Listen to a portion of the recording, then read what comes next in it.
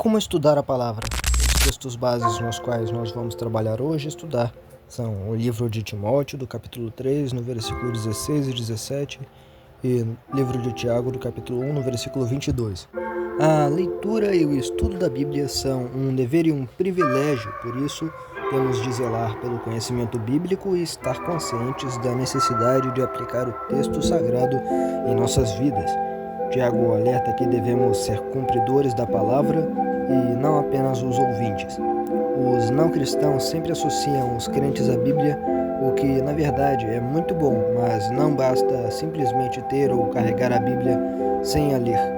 Se você deseja crescer em Deus, precisa praticar a palavra de Deus, porque toda a Escritura é inspirada por Deus e é útil para o ensino, para a repreensão, para a correção, para a educação na justiça, a fim de que o homem de Deus seja perfeito e perfeitamente habilitado para toda boa obra, que está lá no segundo livro de Timóteo, do capítulo 3, no versículo 16 e 17.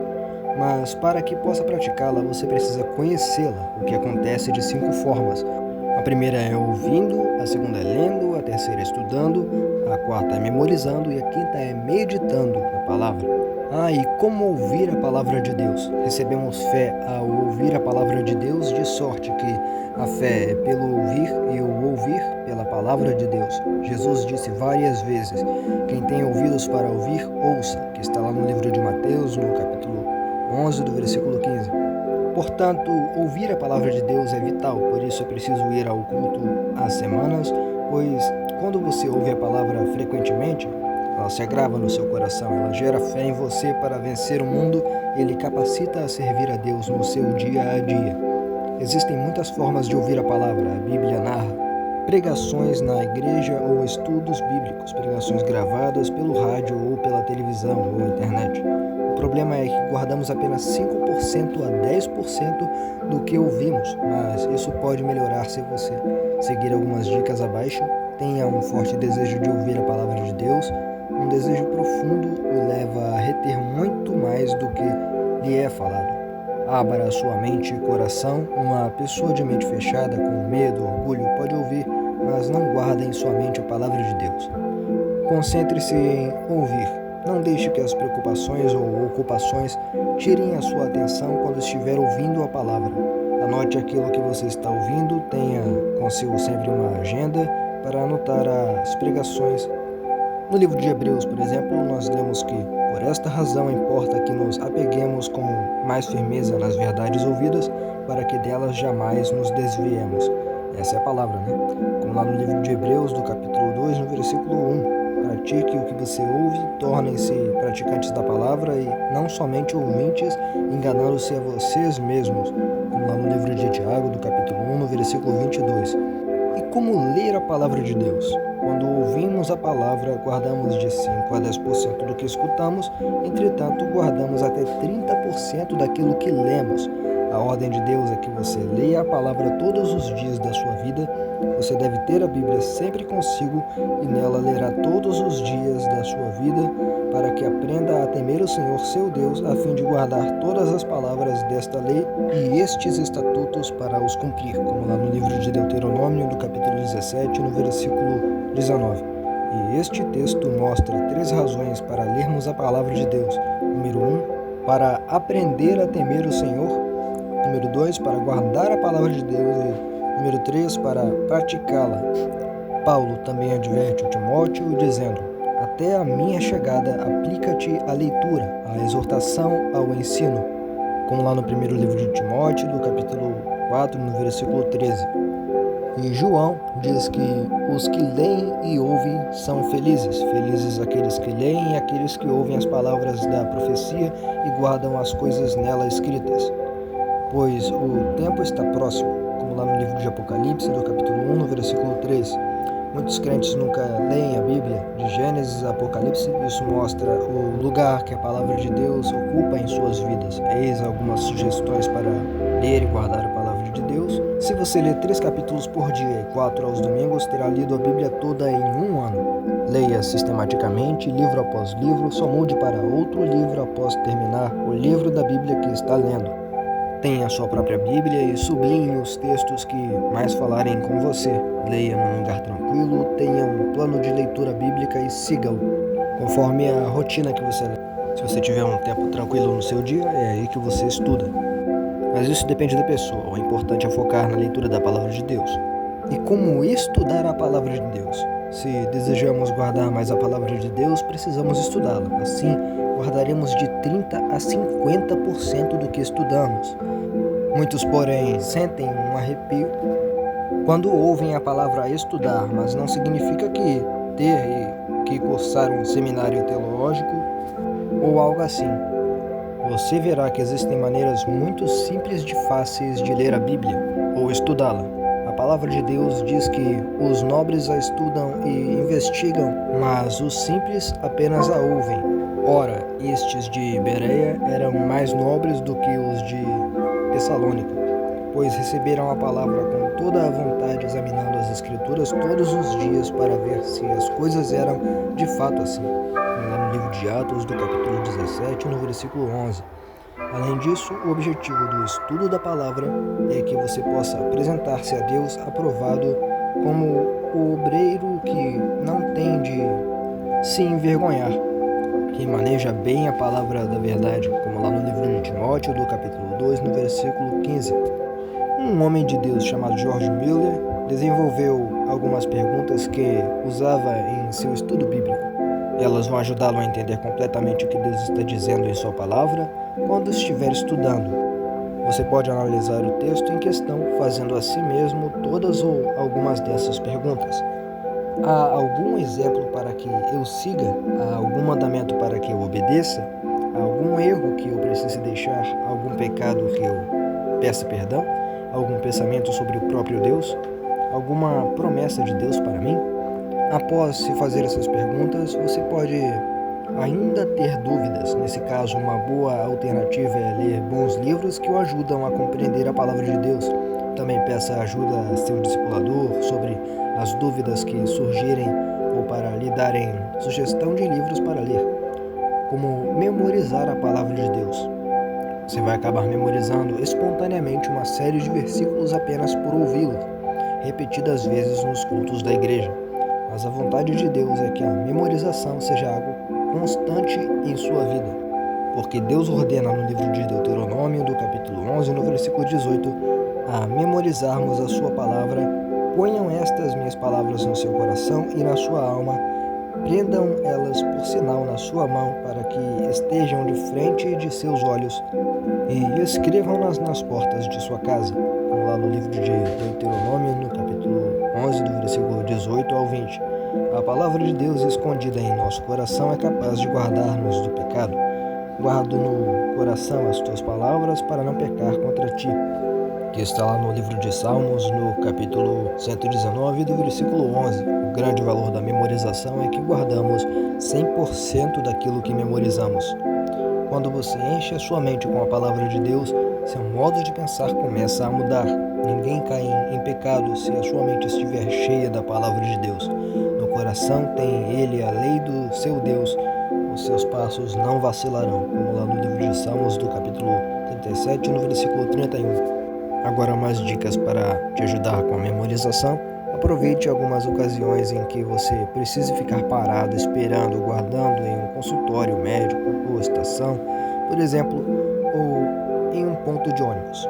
Escolha um versículo que fale ao seu coração, escreva o versículo e repita-o lendo em voz alta muitas vezes. E se existe um cântico com a letra do versículo que você está memorizando, tentando memorizar, aproveite que essa é uma das maneiras mais fáceis de memorizar, que é cantando. E substitua o tempo gasto com redes sociais, com videogames, joguinhos, pela leitura da Bíblia e como meditar na palavra de Deus. No livro de Salmos, do capítulo 1, no versículo 2, nós lemos que o homem feliz tem o seu prazer na lei do Senhor, e na sua lei ele medita de dia e de noite. Por isso, ele é como a árvore plantada junto à corrente de águas, que no devido tempo dá o seu fruto e cuja folhagem nunca murcha. E tudo quanto ele faz será bem sucedido. Como lá no livro de Salmos, do capítulo 3, versículo 3, Deus também ordenou a Josué: não pare de falar deste livro da lei, Antes medita nele de dia e de noite, para que tenha cuidado de fazer segundo tudo quanto nele está escrito. Então fará prosperar o seu caminho e será bem sucedido. Como lá no livro de Josué, do capítulo 1, no versículo 8. Você também está sendo convidado por Deus para meditar na lei dele todo o tempo, de dia e de noite. Mas o que é meditar? Meditar não é ficar com a mente vazia, sem pensar em nada, como ensinam as seitas orientais. Meditação é um pensamento prolongado, orientação para um único objetivo. A leitura ilustra esta prática citando o ruminar dos animais, e depois de engolirem a comida, eles trazem de volta para ser mastigada novamente, extraindo assim o máximo possível de nutrientes do alimento. A prática de meditar envolve 4 aspectos, que é a visualização, a personalização, a aplicação e a confissão. Nós já estudamos aqui. E visualização, quando você lê ou ouve uma história sem usar a imaginação para visualizá-la, acaba não sentindo as emoções que o costumam envolver. O mesmo se aplica à palavra de Deus. Meditar é visualizar, imaginar. No Salmo 23, você lê: "O Senhor é o meu pastor." Isso pode parecer bem frio, mas ao se imaginar como um cordeiro indefeso nas mãos protetoras do pastor, a imagem o envolve e gera mais fé.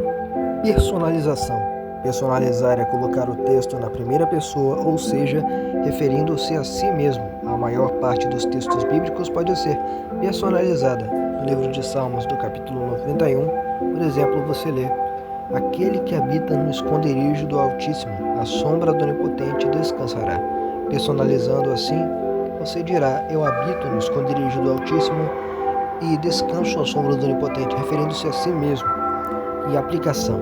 Todo o texto bíblico possui um único significado, mas inúmeras aplicações. Sempre o considere como uma palavra de Deus direcionada para a sua vida. Tire alguma lição ou ensino do texto lido. Confissão. Todo texto bíblico pode ser usado como se fosse uma oração. Usando as suas próprias palavras, repita o texto que acabou de ler como uma oração a Deus. Esta palavra de Deus será definitivamente gravada em seu coração, e o Espírito Santo lhe fará lembrar-se dela quando ela for necessária. No livro de Hebreus, do capítulo 12, no versículo 1, nós lemos que corramos com perseverança a carreira que nos está proposta. A vida cristã é como uma corrida. Você certamente se lembra dos 5 elementos de um tempo a sós com Deus, em oração, confissão, gratidão, adoração, intercessão e petição. Do mesmo modo, temos 5 formas de conhecer a palavra de Deus, que é ouvindo, lendo, estudar, memorizando e meditando. E para concluir, o aprendizado é o que um discípulo sempre busca, porque discípulo significa literalmente aprendiz. Sabemos que ler é aprender. E deste modo, por meio da leitura da Bíblia, aprendemos acerca de Deus e de que o seu plano é de salvação, como lá no livro de Romanos, no capítulo 1, do versículo 2 ao 4. Este aprendizado orienta o discípulo a tornar-se parecido com Cristo, como lá no livro de Efésios, do capítulo 4, no versículo 13. Por isso, o aprendizado deve ultrapassar a teoria e ser aplicado na vida diária. Paulo repreende os que aprendem sempre e nunca podem chegar ao conhecimento da verdade, como lá no livro de Timóteo, do capítulo 3, no versículo 7.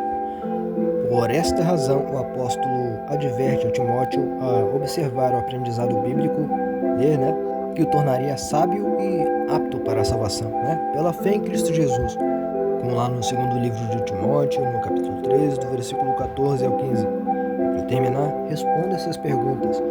Não precisa responder, em voz alta, mas se pergunte: como nós podemos ouvir a palavra de Deus? Cite 3 motivos para lermos a Bíblia e por que nós devemos memorizar os versículos da Bíblia. O que significa meditar na palavra de Deus? Quais são os 4 aspectos envolvidos na meditação? E desses aspectos, quais que você já tem colocado em prática ao meditar na palavra de Deus? Um roteiro de versículos para memorização. Eu separei aqui uns versículos de memorização para você, Eles foram um quadro dos fundamentos da vida cristã. São versículos que também vão te ajudar a evangelizar seus amigos. Todo crente deverá saber todos esses versículos de cor. Que são: Cristo é o centro, como lá no segundo livro de Coríntios, do capítulo 5, no versículo 17, e como lá no livro de Gálatas, do capítulo 2, no versículo 20. A obediência a Cristo, como lá no livro de Romanos, do capítulo 12, no versículo 1, e como lá no primeiro livro de João, do capítulo 14, no versículo 21. A palavra de Deus, como lá no primeiro livro de Timóteo, do capítulo 3, no versículo 16, e como no livro de Josué, do capítulo 1, no versículo 8. A oração, como lá no livro de João, do capítulo 15, no versículo 7, e no livro de Filipenses, do capítulo 4, no versículo 6 e 7. A comunhão, como lá no livro de Mateus, do capítulo 18, no versículo 20, e como lá no livro de Hebreus, do capítulo 10, no versículo 24. E o testemunho, como lá no livro de Mateus, do capítulo 4, no versículo 19, e como no livro de Romanos, do capítulo 1, no versículo 16. Esses versículos estão recapitulando a sua vida nova que você deve ter depois de aprender sobre tudo isso. Agora, o testemunho de Cristo. Todo homem é pecador, como lá no livro de Romanos, do capítulo 3, no versículo 23, e como no livro de Isaías, do capítulo 53, no versículo 6. O salário do pecado, como lá no livro de Romanos, do capítulo 6, no versículo 23, e como no livro de Hebreus, do capítulo 9, no versículo 27. Jesus pagou o preço, como lá no livro de Romanos, do capítulo 5, no versículo 8, e como no primeiro livro de Pedro, do capítulo 3, no versículo 18. E a salvação não é pelas obras, como lá no livro de Efésios, do capítulo 2, no versículo 8 ao 9, e no livro de Tito, do capítulo 3, no versículo 5. E é isso.